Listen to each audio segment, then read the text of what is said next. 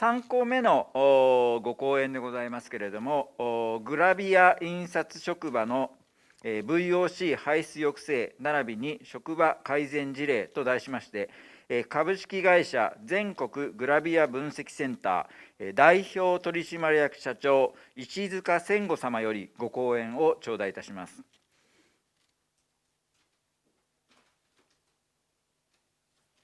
それでは石塚様、よろしくお願いいたします。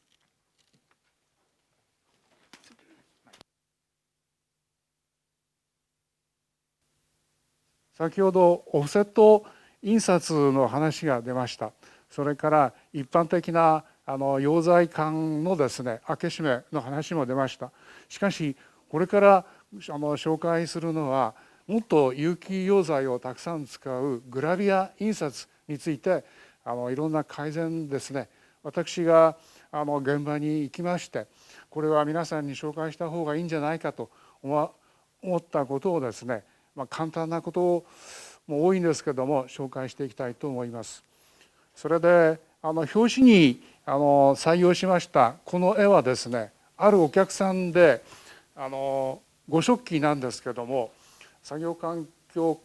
管理の区分が1、先ほど作業環境のお話が出ましたけれども、大体良好な作業場ということで、非常に管理されているお客さんの空気の流れをですね紹介したわけです。上の方から吸気といいますか、風を落として、で印刷機5色機あるんですけれども、下の方に排気の装置がありまして、この上から下にうまく風といいますか気流が流れているということで、良好な作業環境の場ということで紹介いたしました。それでは今日ですね、主にグラビア印刷、それからドライラミネート、それから構成機、その他ありますけれども、こういったものを使っている、使用している場でちょっとした工夫がされてますよということを紹介していきたいと思います。でどうしたらいいんですかという話が出ます。うちの作業環境の場を良くしたいんだと。結論は簡単なんですよね。要するに排気と換気、これを良くしなさいということになるわけです。その理由は、大体有機溶剤は揮発性が高いので、発散蒸発ということで工場の中で滞留しているケースが多いんですけれども、それをいかに場外に出すか、先ほどオキシダントの問題であんまり出すと今度は工場の外の問題にまで問題が出ますけれども、工場内を改善するにはいかに外に出すかということで、その確認のために私どもは気流解析の手法もちょっと採用しましたので紹介をしていきたいと思います。で冒頭にこれ持ってきちゃったんですけれども、私どもグラビア分析センターは作業環境測定の機関ですということで、毎年私どもを管理といいますか指導してくださっている東京労働局に去年こういう状況でしたよという結果を報告いたします。でこれはたまたま去年のデータなんですけれども、この第1管理区分、第2管理区分、第3管理区分という結果をですね報告いたしました。約70社さんで、これ139件ぐらいのデータを解析した結果で、ここがねいつも問題になるわけです。この緑のところが第3といいますか、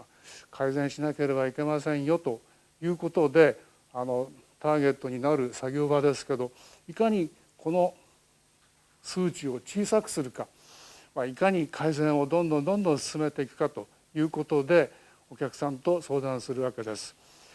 第1はね、このままの状態を続けてください。第2は第1になるように、で第3は第2、第1になるようにということでいろいろ改善といいますか対策を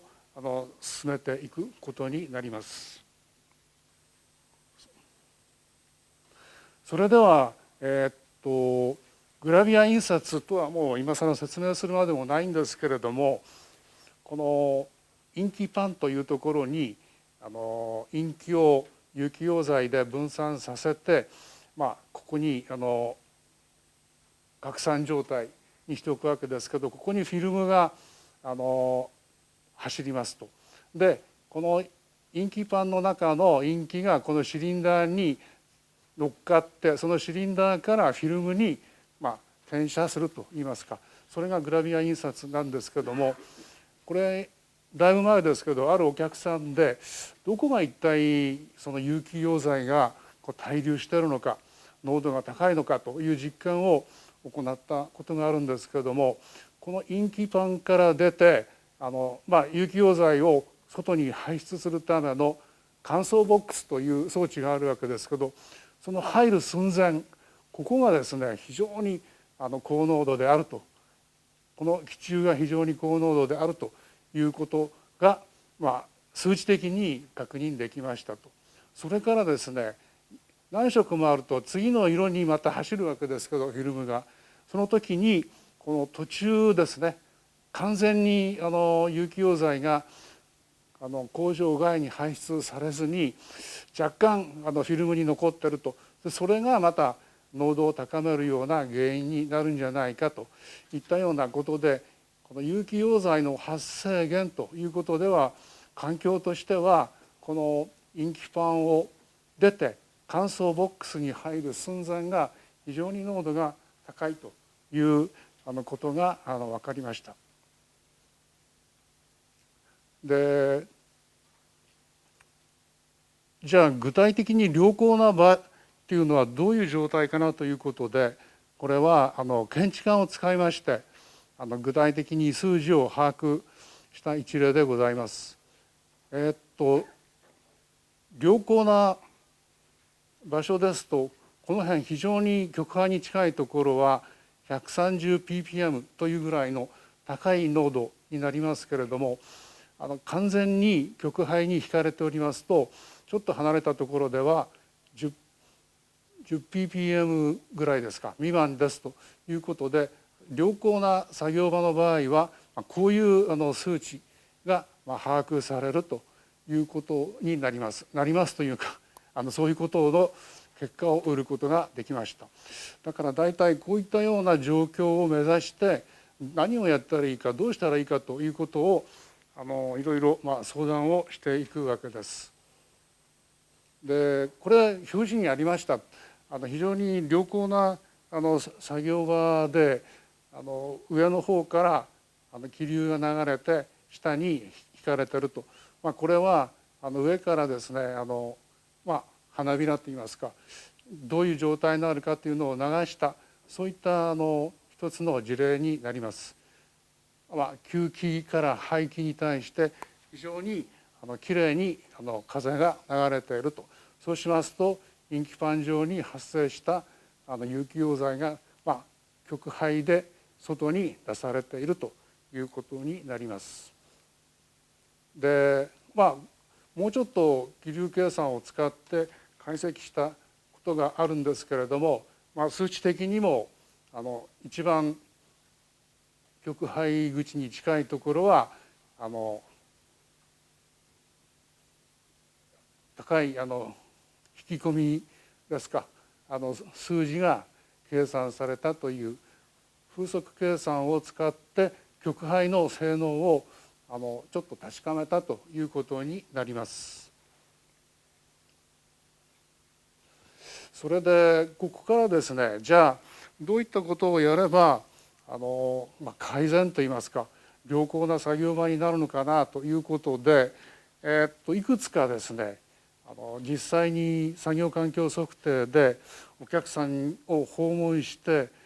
確認して、これなかなかいいんじゃないのといったようなことを紹介していきたいと思うんですけれども、一つはですねここが発生源、インキパンの周辺が発生源だったらここを覆っちゃいなさいということであるお客さんではこのインキユニットといいますけれども、そこをカバーで覆っていますと。ただカバーで覆っただけではこの極灰の能力が低いと逆にですね、ここで発生した有機溶剤が工場の外に出ちゃう。何のためにカバーしているかよく分かりませんということになります。そこでこの極灰の能力をできるだけ高めて、風がですね工場内の状態が中に吸い込まれるということが一番理想になるわけです。でそれを、一つの方法ですけれども、スモークテスターで確かにこういうふうに風が工場の場内の風がこう流れてますねということを確認するという方法があります。でよく処方法でこのフィルム大丈夫ですかとかいう話になりますけれども、難燃性カバーを使うなり、いろいろ工夫がされています。で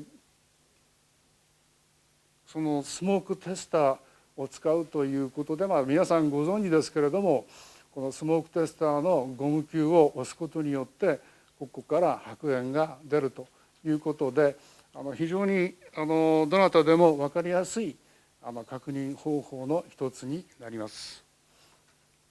でこれがですね、先ほど模式図を紹介しましたけれども、印刷ユニットをフィルムのカバーで覆っているという状況で、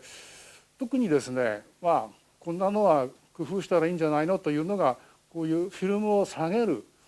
このバーですね、こういった支柱もですね、なんとか皆さんで工夫してうまく対応しているという例になります。でこれを各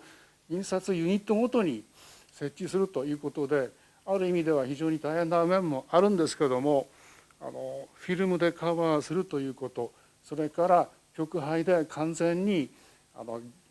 風が逆流しないように、それくらいの能力を維持するということで、うまく溶剤をですね極灰を通じて工場の外に排出するということが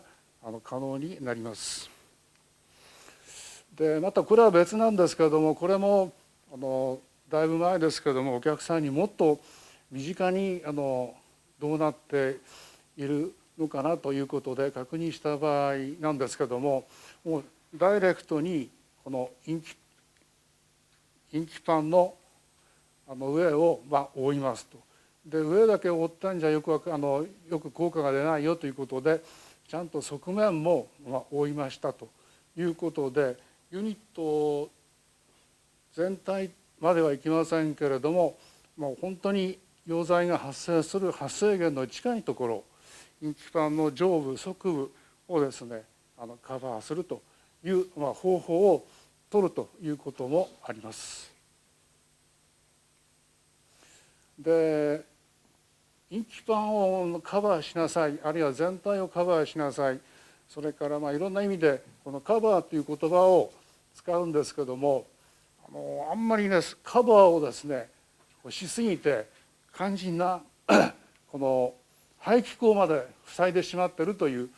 お客さんもあるわけです。こういう場合はちゃんとねここに妨げにならないようなカバーの仕方を工夫しましょうというような話をすることもあります。それからですね、また違った例ですけども、これはあるお客さんが上の方に吸気排気ということで上から吸気を下ろすといいますか、風を落とす。でこの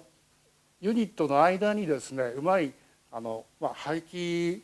ですか、そういった排気口を設けて、これでこの上から下のこの流れを使ってインキパンあたりで発生している有機溶剤を工場の外に排出するということを実施しているお客さんがありましたので、これも一つのやり方だなと思います。それからこれはですねせっかくインキパンの下に、あるいはユニットとユニットの間に極灰を設置してこう穴をですね開けているんですけど、これちょっと見づらいんですけど、ここにブロアっていいますか、風を送るファンがありまして、有機溶剤はこういうふうに入っていくんですけども、簡単なことなんですけども、みんな同じ穴にしちゃってると。そこでここに全部集まっちゃって、ここが用をなしてないよということで、そしたらどうしようかということで、少しですねここの面積を小さくしたら全体がどうなりますかということで検討してもらった例になります。そうしますと若干流れが良くなるということで、ちょっとした工夫なんですけども、吸い込み口をですね少し検討することによって全体が良くなるよということもあります。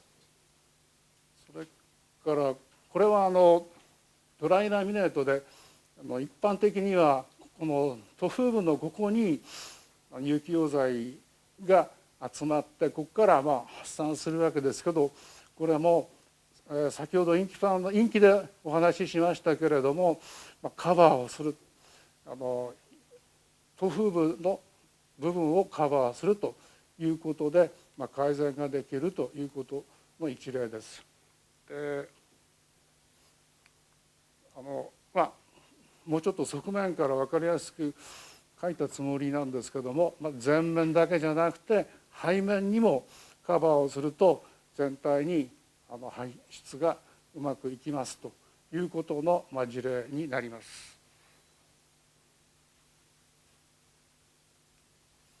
で今までグラビア印刷機、それからドライラミネート機で、もう一つですね意外と構成機、色の状態、フィルム上の色の状態を確認する機械があるんですけども、この構成機を置いておく部屋というのも意外と注意をしなければいけない場所になります。構成機自体は湿度温度の品質管理が非常に難しいので、そういう強い風を流すことはできないんですけれども、なんとか全体換気、あるいはプッシュプルのような方式を使ってうまいやり方はないかということで考えていらっしゃるお客さんも多いです。で例えばこの上の方から風を送って、でそうするとなかなか下に流れてこないんですけども、仕切り板を入れることによって構成機を風が通って下にある極灰にうまく吸い込まれていくということで、こういう工夫をされて構成機の部屋全体をですね改善といいますかよくしたという例です。これは断面から見てここから風が入ってきてこういうふうに流れるんですけども、それを実測データを使って気流計算をした場合にこういうところがですね風が走ってるよというところなので、ここから入ってきた風がですね構成機をうまく通って下の極灰に流れていると。当然この辺に拡散滞留している溶剤を下に持っていくということになります。それからこれがですね構成機1台2台あって、あるお客さんがどうしたらこの部屋全体の換気といいますか、この構成機で発生する有機溶剤をうまく処理できないかなということで検討した時に、あるメーカーさんが提案してくれて、構成機の上に吸気の装置を置く、それから下に排気を置くと。そうしますとこの上から下へということで構成機で発生する有機溶剤をですねうまく処理してくれるということで、いくつか見学した中では一つの方策かなと思って紹介を今しています。でこれはですね、同じ構成器でも上に引っ張り上げるといいますか、情報といいますか、上に向かう気流を作ってここに発生する溶剤を上に引っ張り上げて逃がしていくと。でこれが構成器上に存在する有機溶剤が拡散してこう外に行くという、これもですね計算上の結果です。最初に言うのを忘れましたけども、クイックストリームという気流解析のソフトで簡単に計算をした例です。で何かですね、大掛かりな装置を設置しなければいけない、あるいは部屋全体をですね改造しなければいけないということも大切なんですけども、最初の講演の方が陰気管の開け閉めで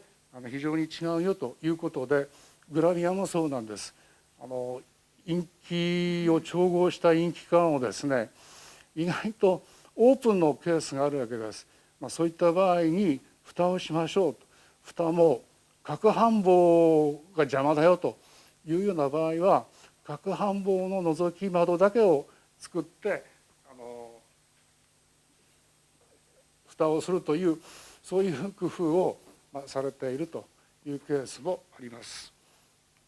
それから陰気をですね、陰気パンといいますか、供給する循環の容器があるわけです。これもオープンのケースもあります。そこでこれなんかもうまく蓋をすることによって場内に拡散するのを少なくすることができるという例です。それから簡単なことなんですけども、希釈溶剤を供給するジョロというものが採用されているケースがあるんですけど、意外とこの蓋がですね、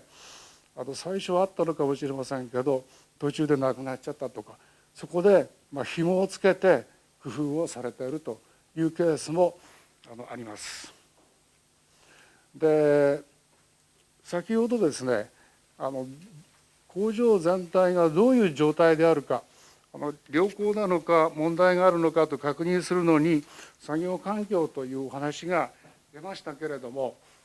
私どもも仕事柄こういった作業環境測定を実施していますと。A 測定で全体の状況を把握して、 B 測定で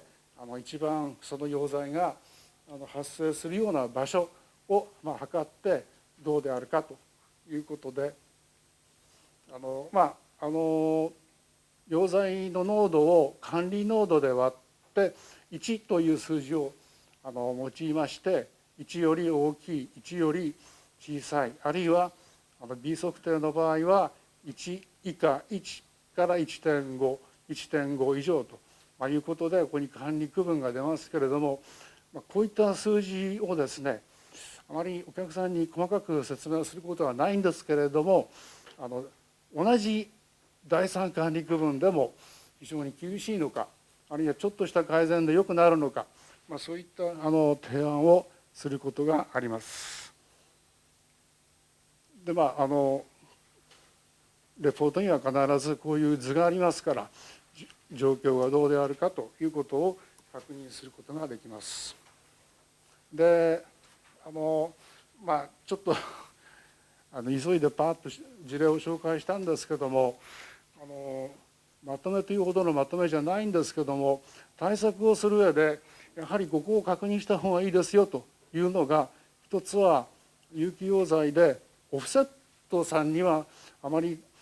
例はないと思うんですけど、グラビアさんの場合はトルエンという溶剤が非常にシビアな結果をもたらします。それから強制乾燥をするために熱風乾燥機がついていると、溶剤を拡散発散いろいろの影響を与えます。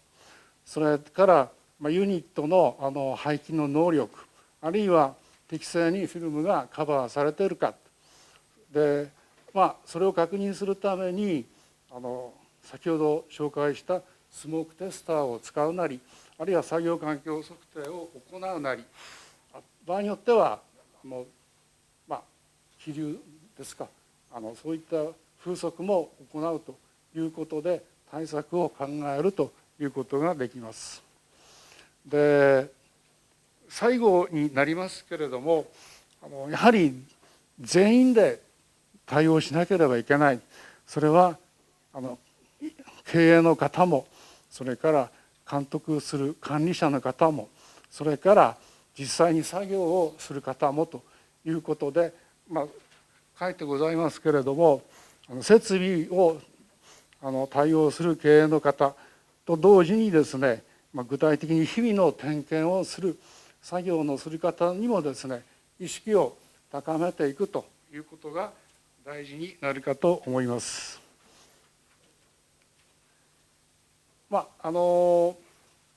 以上で話は終わりますけれども、最後にオフセット3以上に厳しいグラビアでは、皆さんがですね、真剣に経営の方も、それから工場長はじめ監督の方も、それから現場の作業主任者、あるいは担当者もですね、みんな一緒になって対策を考えているというのが現状で、そのことを紹介して話を終わりたいと思います。以上です。石塚様、ありがとうございました。いかがでしょう、会場の方からもしご質問あれば、1、2題お受けしたいと思いますが。はい、じゃあ、ちょっとお待ちください。ちょっとお教えいただきたいんですが、先ほど来の換気のお話ですけども、前の先生のお話になると、外に出したらダメよと、それを外に出さなきゃダメよとおっしゃってるんですけど、この辺は例えば溶剤は重いんですか、軽いんですか。溶剤は大体重いって言いますか、沈んできますけどね、下の方に来ますけど、下の方にもういると。ということですと、やっぱり上から風量を上げなきゃいけないという、下で吸わなきゃいけないと、そういうことなんですね。素人なもんですから。今言われたね、非常に難しいんですよね。工場の中と工場の外でどっちかに偏ると、どっちかが非常に厳しい結果になるということで、工場の中を良くするためには全部外に出すんですけども、その出す途中に、処理ってね、VOC の処理装置というのがお客さんには設置されているケースが多いんですけども、できるだけ外の環境に影響を与えないようにというのが現状。そうですね、もうほとんど工場としては、周りに住宅が後から来て工場を潰しちゃえとかっていうような話になりますんでね、コロナの関係で医療関係のマスクだとかですね、マスクっていうのはカーテンですよね、ああいったものの考え方が一つ減圧するみたいなね、あんなのがいいんじゃないかと思いますけども、何しろグラビア大変なお仕事です。同情します。少しのご理解いただければと思いますけど。はい、ありがとうございました。他いかがでございましょう。よろしゅうございますか。はい、それでは石塚様、ありがとうございました。